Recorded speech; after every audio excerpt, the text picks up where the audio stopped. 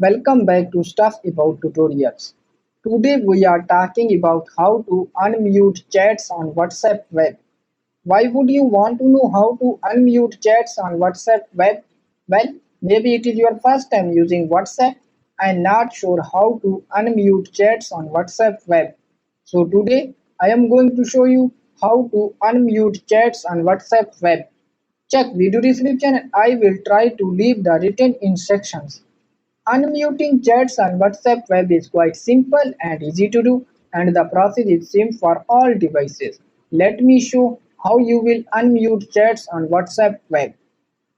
First of all, open WhatsApp web in your browser, and now here is my WhatsApp web home screen. And then open any chat or group, and now click on three dots in the right top corner, and then click on unmute notification. And your chat has been unmuted. So there you go. If you were wondering how to unmute chats on WhatsApp, that is the easiest way I know. If you know another way, please leave a comment below. Be sure to subscribe for more videos.